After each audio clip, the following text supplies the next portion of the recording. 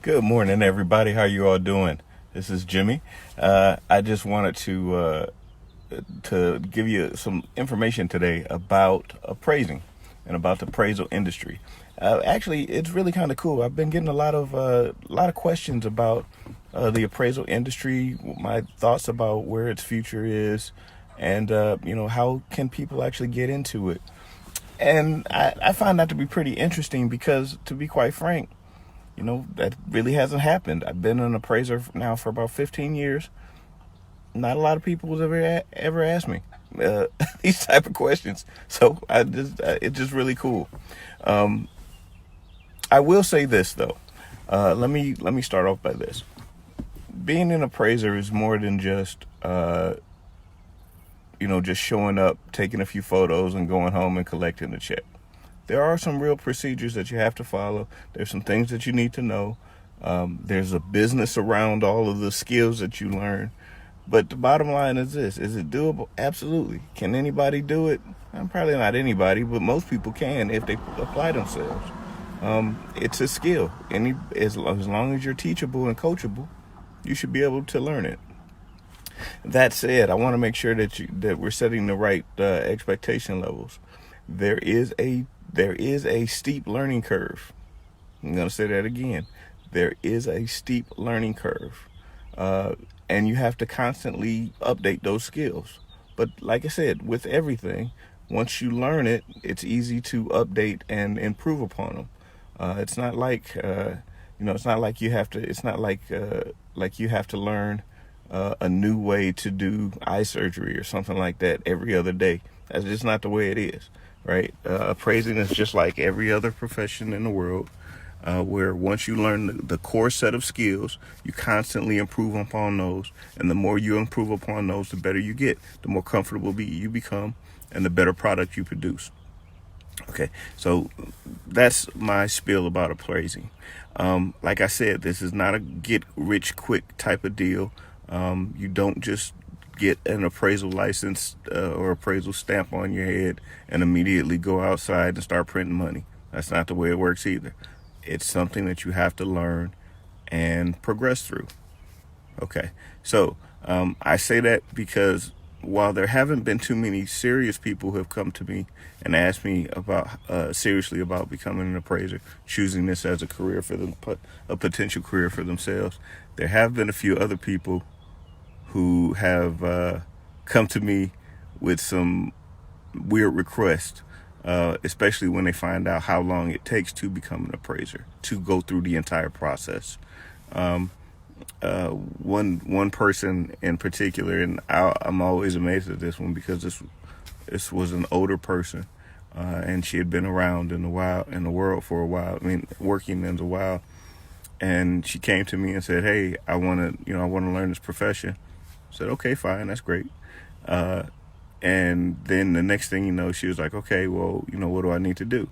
I told her the first pieces that she needed to get done, and then the next pieces.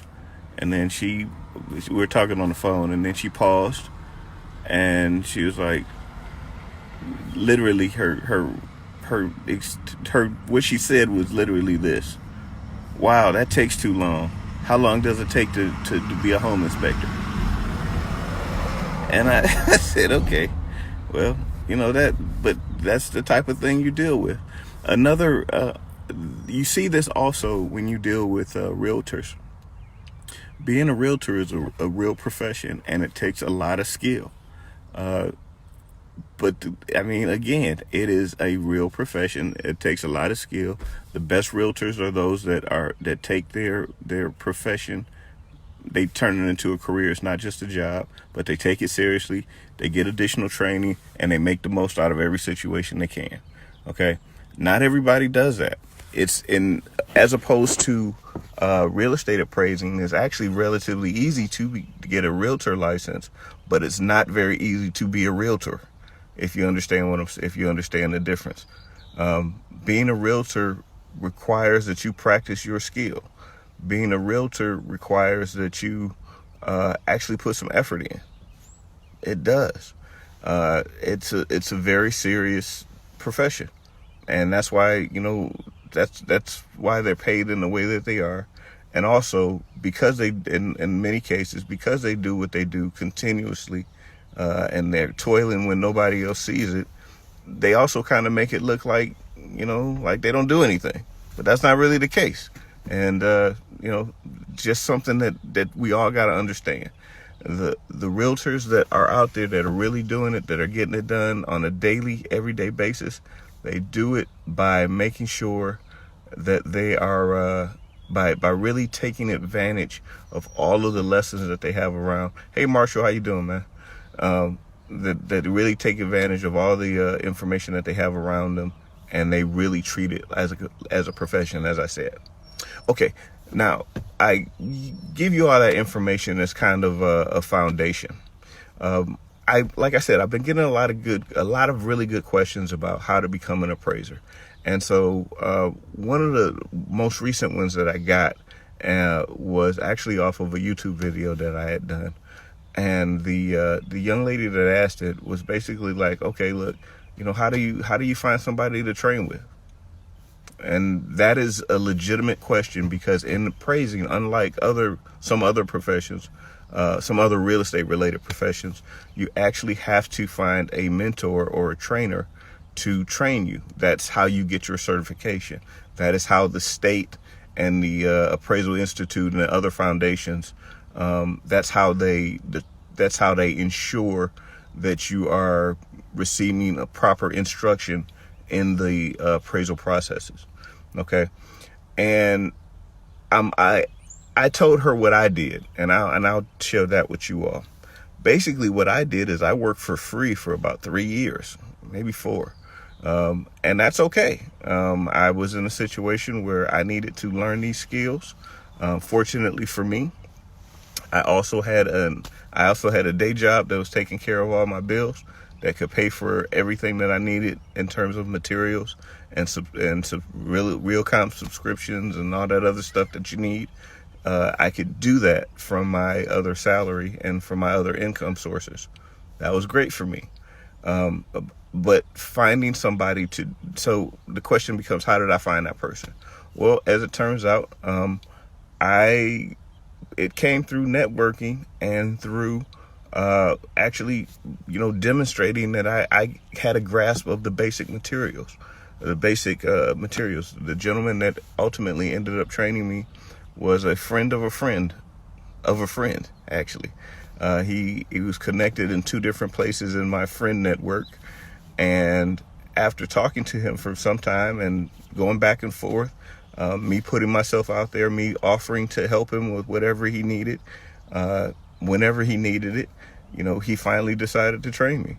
It wasn't an easy process. It wasn't. The gentleman, I tell you now, Bill Johnson, I think he's probably one of the best commercial appraisers probably in the nation. He's very thorough. And what was cool about that is, like I said, but again, how did I work with him? I worked with him because I made it clear to him from the start that whatever it was that he wanted me to do, I was willing to do. So that meant that I would go during the day between 8 and 3:34. I would be out doing my day job. As soon as 3:30, 4 o'clock hit, I was back in the car. I was heading to his house, where I'd pick him up and we'd go and do 2 or 3 inspections. Right? I'd bring him back to his house. All the time that I'm driving him back and forth, I'm peppering him with questions about appraising. He's sharing whatever he's sharing with me about the industry, about the property, about the process. I'm learning. And and I'd get home, and then I'd spend another 3 hours working on a report, probably 4 hours working on a report that we had just from a property that we had just inspected earlier in the day. I mean, and we did this for years. Like I said, eventually he felt comfortable enough for me to actually to view and appraise properties or inspect properties by myself. Again, I earned that right. Once I was able to inspect properties by myself, it was just a natural progression, right? I just did a little bit more every day. I'm learning every day. I worked with him on Monday through Friday, on Saturdays, On Sundays, when he pick up the phone and say, hey, Jimmy, I need you to do X, I did it. I didn't bitch. I just made it happen. There you go. How could I not do that? This man, he made it possible for me to take care of my family in the way that I take care of my family now. That's probably some of the best 3 years, I think it's 3 years, best 3 years of my life. Best spent time ever, right? So that's how you do it. You find somebody that you think that can train you and that you can learn from, and you get out of your own damn way and let them teach you however it is that they teach you. Like I said, I worked for him for 3 years, 3.5 years actually. Nothing. He didn't pay me a dime. I didn't ask him to. He didn't. And I didn't ask. Notice that. He didn't ask, or I didn't ask, and he didn't offer. His payment to me, and I'm very appreciative of that, was that he taught me how to become a really good appraiser and how to make money in this business, because the two aren't necessarily the same. So if I have a suggestion to anybody who's looking to get into this business, to be honest with you, any business, Robert Kiyosaki says it best: rich people work for free. They really do. It's about the opportunity. That's what you're looking for. You're not looking for the pay. So when people come to me today, and people still do, and they say, hey, Jimmy, I want to work for you, and I want you to pay me X number of dollars a week, a month, or whatever. That has happened a couple times. I'm probably not the person to work with, because that's not the way that I learned, and I don't think that's the way that they're going to learn either. All right? I'm not interested in creating employees.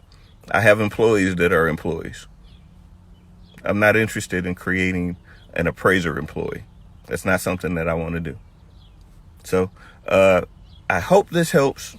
And like I said, if I can help you guys in any way, please put your comments in the bottom, ask questions or whatever.